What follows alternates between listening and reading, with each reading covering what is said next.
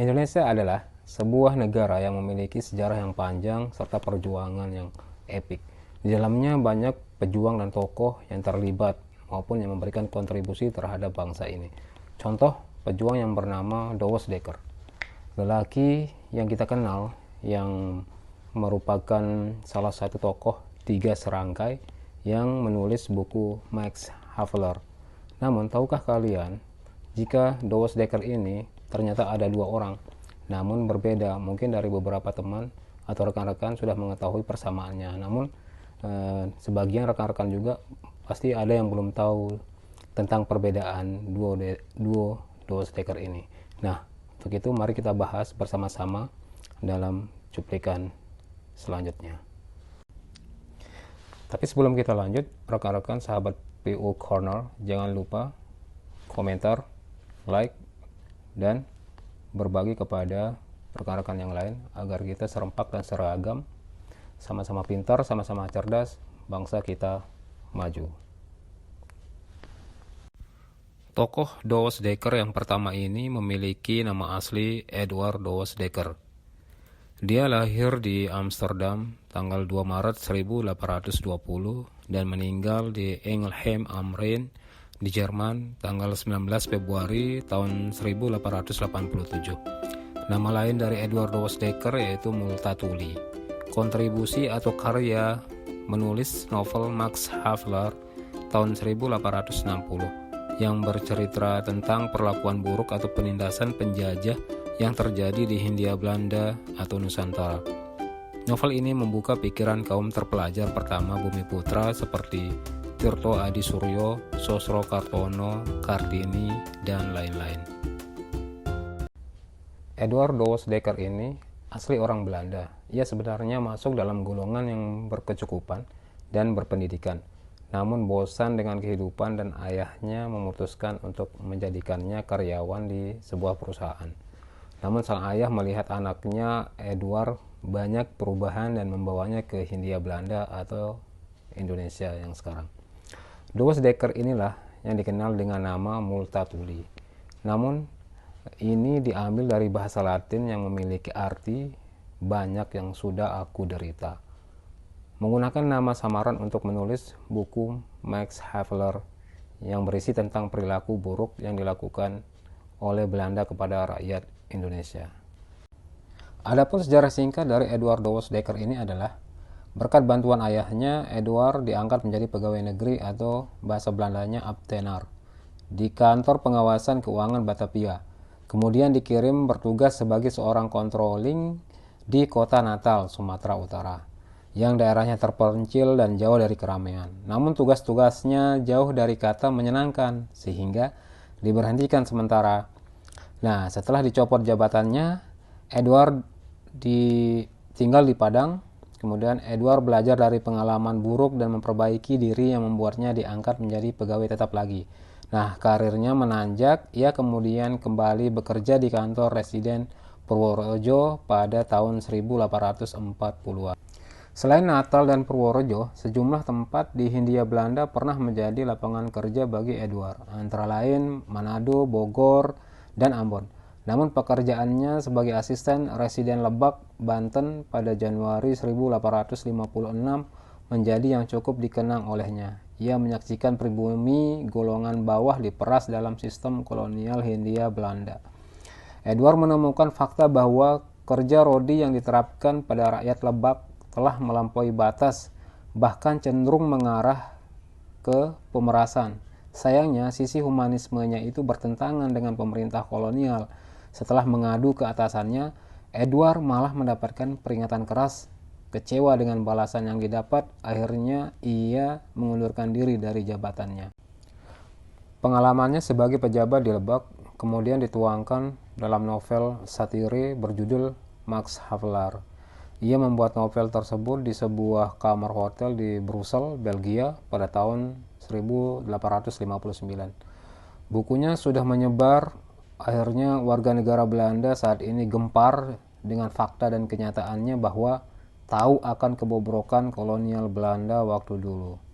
Nah, itulah sejarah singkat dari Edward Douwes Dekker ini. Semoga kita bisa memetik pelajaran dari sejarah beliau.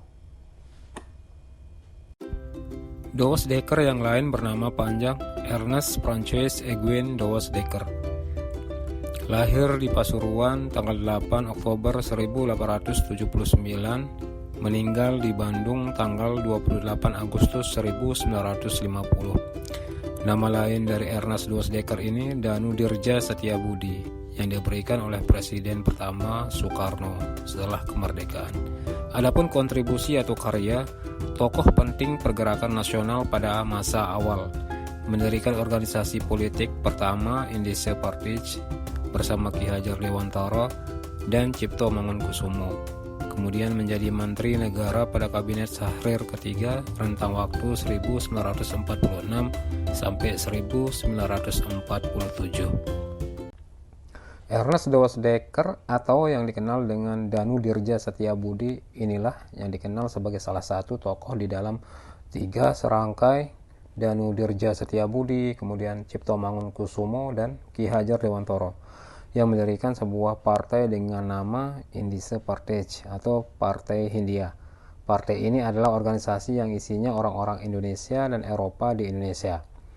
Indische Partij merupakan partai pertama yang ada untuk memperjuangkan kemerdekaan Indonesia dan bertujuan untuk membangunkan sikap patriotisme bangsa Indonesia.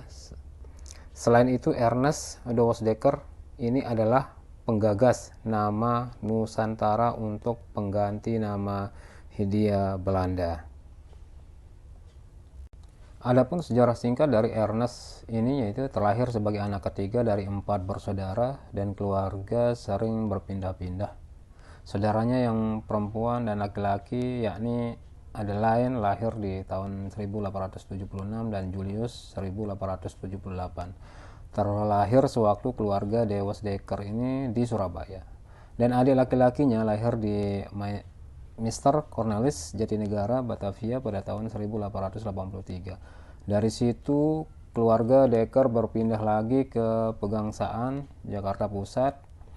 Kemudian kiprah Ernest ini menggaung pada zaman pergerakan nasional pada tahun 1912.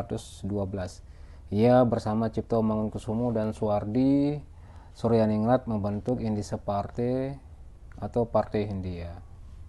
Partai bentukan 3 serangkai ini didirikan sebagai bentuk jawaban santernya diskriminasi yang dilakukan pemerintah kolonial terhadap orang keturunan Belanda dan orang asli Indonesia. Ernest adalah orang yang kritis, sama seperti pendahulunya yaitu Multatuli atau Edward Douwes-Dekker. Ia berprofesi sebagai jurnalis yang sering menerbitkan artikel berisi sindiran kalangan pro-kolonial yang kebanyakan orang Indo. Kaumnya sendiri diskriminasi pendidikan oleh pemerintah kolonial kepada kaum pribumi masih terus berjalan pada awal abad ke-20.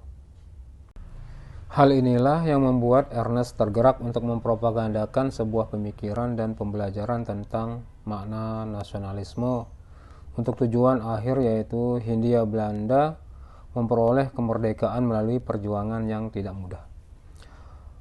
Banyaknya pengaruh Ernest dalam pergerakan nasional membuat diasingkan ke Suriname pada tahun 1941.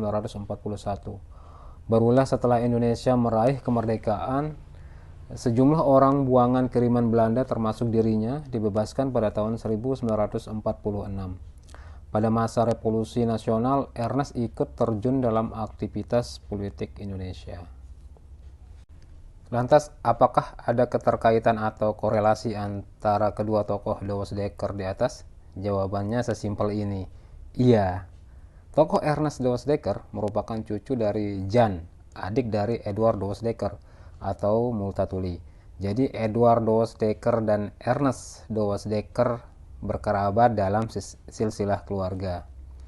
Kesamaan dari dua tokoh ini adalah ketidakrelaannya menyaksikan rakyat kecil berjuang dengan cara menulis, yang satu menulis fiksi dan satu lagi sebagai jurnalis. Dua Douwes-Dekker telah mencatatkan namanya dalam sejarah Republik bangsa ini.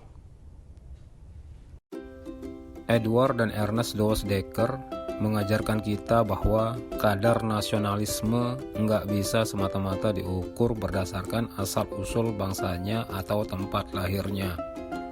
Yang mereka perjuangkan bukan nasionalisme etnik, bukan nasionalisme berdasarkan SARA, tetapi nasionalisme yang mengibarkan panji-panji kemanusiaan.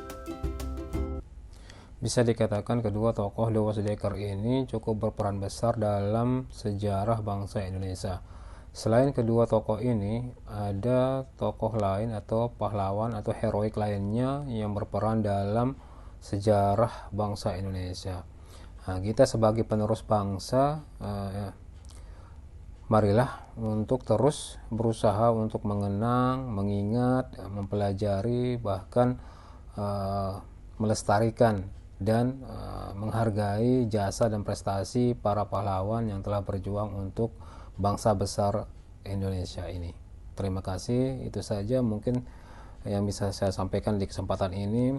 Semoga apa yang telah kita pelajari seksama bisa bermanfaat untuk kita pribadi maupun orang banyak dan bisa dijadikan pembelajaran untuk kedepannya. Wabillahi taufiq wal hidayah. Wassalamualaikum warahmatullahi wabarakatuh.